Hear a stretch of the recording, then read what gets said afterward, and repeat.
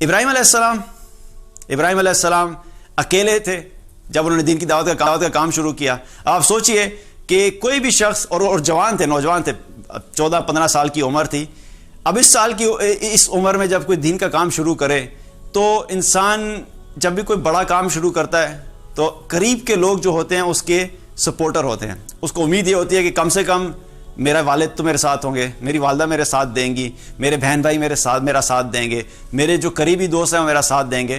ابراہیم علیہ السلام کی سچویشن میں جب انہوں نے اللہ کی طرف پکارنا شروع کیا تو وہ بالکل اکیلے تھے.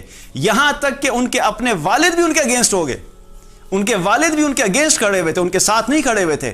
ابراہیم علیہ السلام کے والد بھی ان کے اگینسٹ کھڑے ہوئے تھے. اب ابراہیم علیہ السلام کو جب انہوں نے بہت زیادہ روکنے کی کوشش کی ان کی قوم نے، اور وہ اللہ کے دین کے دعوت کا کام کرتے رہے، تو پھر انہوں نے ایک دن فیصلہ کیا کہ ابراہیم علیہ السلام کو ہم آگ میں ڈال دیتے ہیں، تاکہ جب آگ میں ڈال دیں گے نہ ابراہیم علیہ السلام رہیں گے اور نہ یہ مسئلہ ہوگا. اور آگ جب انہوں نے پلاننگ کی کہ آگ میں ڈالنے کی، تو انہوں نے کوئی ایسے پلاننگ نہیں کی اچھا چلو بھائی آپ کل ابراہیم کو آگ میں ڈالنا ہے تو تھوڑی سی لکڑیاں اکٹھی کرو تو ہم کل یہ قصہ ختم کر دیں گے. آگ میں جب ڈالنے لگے تو کئی دن پہلے تک وہ ایندھن کا سامان اکٹھا کرنا شروع کر دیا. اب کئی دن تک لکڑیاں اکٹھی ہوتی رہی، یہاں تک کہ وہاں کی جو عورتیں تھیں وہ جب بیمار ہوتی تھی وہ نظر مانگ اگر ہم ٹھیک ہو گئے اپنے خداؤں سے کہتی تھی کہ اگر ہم ٹھیک ہو گئی تو اس ٹھیک ہونے کے نتیجے میں ہم اتنا ایندھن ابراہیم کو جلانے کے لیے مہیا کریں گے، یہ نظر مانگا کرتی تھی. تو بہت سارا ایندھن اکٹھا کیا گیا ابراہیم علیہ السلام کو آگ میں ڈالنے کے لیے. اب جب آگ بھڑکائی گئی اور ابراہیم علیہ السلام کو آگ میں پھینکا گیا. اب آپ اس سچویشن میں سوچئے کہ منجنیق میں ڈال کے جب ابراہیم علیہ السلام کو آگ میں پھینکا جا رہا ہے، اب آپ اس خاص ٹائم کے بارے میں سوچئے کہ ابراہیم علیہ السلام جب منجنیق سے پھینکے گئے، جسے ہم کہتے ہیں ایجیکٹ کیا گیا، اور وہاں سے اب لے کر آگ تک کا جو سفر ہے، جتنے ٹائم میں وہ آگ تک پہنچنا ہے، پوری دنیا دیکھ رہی ہے جہاں وہاں پہ لوگ موجود ہیں، اور ظاہری طور پہ یہ نظر آ رہا ہے کہ کوئی ایسا راستہ نہیں ہے کہ اب ابراہیم یہاں سے بچیں گے. اور تمام لوگ اس چیز پہ شور ہیں، تمام لوگ اس چیز پہ کانفیڈنٹ ہیں کہ ہم نے جو تدبیر کی تھی ابراہیم علیہ السلام کو ختم کرنے کے لیے، اب وہ ہماری تدبیر مکمل ہو جائے گی.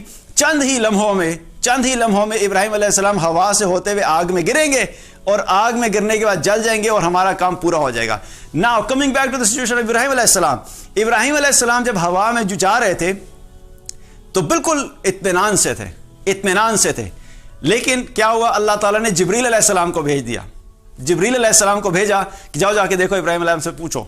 ابراہیم علیہ السلام کے پاس جب جبریل آئے تو انہوں نے کہا کہ آپ کو مدد چاہیے، کوئی حاجت ہے؟ انہوں نے کہا ہے، لیکن تمہاری نہیں ہے، مدد تمہاری نہیں ہے. لک ایٹ دا توکل، اللہ پہ یقین کا. آپ دیکھیے کہ اس سچویشن میں حالانکہ جبریل آئے ہیں، یہ بھی نہیں کہ کوئی عام بندہ مدد کے لیے پوچھنے آیا تو ابراہیم علیہ السلام کہتے کہ پتہ نہیں کون آیا جس کو میں کہوں کہ ہاں میری مدد کر دو. جبریل علیہ السلام اگر آئے تو اللہ کے حکم سے ہی آئے ہوں گے. اس کے باوجود ان کا ایمان اور توکل اللہ پہ اتنا مضبوط تھا کہ مجھے مدد تو چاہیے لیکن تمہاری نہیں چاہیے، مدد اللہ کی چاہیے. دوسری طرف بارش کا فرشتہ اس انتظار میں تھا کہ کب مجھے حکم ہوگا اللہ کی طرف سے کہ میں بارش برسانا شروع کر دوں، کیونکہ اس وقت آگ کو بجھانے کا تو اور کوئی ذریعہ نہیں تھا، وہاں کوئی سمندر تو تھا نہیں کہ اس کو بجھایا جائے. سو دا اونلی آپشن واز، جو ہمارے ذہنوں کے اعتبار سے ہوتی ہے کہ اچھا یا تو ابراہیم علیہ السلام کو جبریل علیہ السلام یا کوئی فرشتہ آ کے ہوا میں اٹھا کے کہیں اور پہ لینڈ کرا دے کہ ان کو آگ میں نہ گرنا پڑے، یا پھر یہ آپشن ہے کہ پانی کا فرشتہ انتظار میں ہے کہ مجھے حکم ہوگا کہ چلو بھائی بارش برسا دو، میں بارش برساؤں گا، آگ بجھ جائے گی اور معاملہ ختم ہو جائے گا. یہ تمام وہ چیزیں جو ہم اپنے ذہنوں کے اعتبار سے اسباب سوچتے ہیں، لیکن سبحان اللہ، اللہ کا حکم کیا تھا کہ جب ابراہیم علیہ السلام کو پھینک رہے تھے تو ابراہیم علیہ السلام کیا فرما رہے تھے؟ حسبنا اللہ ونعم الوکیل. اس وقت بھی کسی بندے کی طرف نہیں دیکھا، کسی مخلوق کی طرف نہیں دیکھا، فرشتے کی طرف بھی نہیں دیکھا، جبریل کی آفر کو بھی ٹھکرا دیا.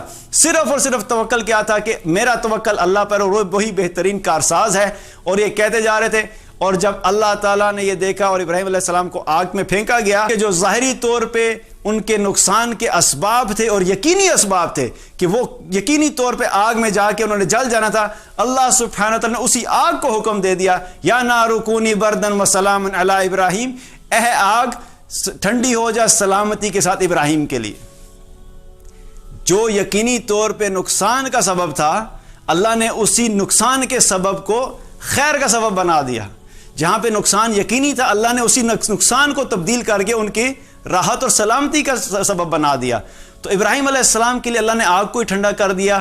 ہمارے لیے کیا میسج ہے اس کے اندر کہ اللہ پہ جب توکل رکھیں گے, اللہ پہ بھروسہ رکھیں گے, اللہ پہ یقین رکھیں گے, تو اللہ تعالیٰ ان تمام مشکل حالات سے ہمیں نکال سکتا ہے جن کو ہم سمجھتے ہیں کہ نہیں بھی میری پلاننگ تو اب جو ہے نا فیل ہوگی.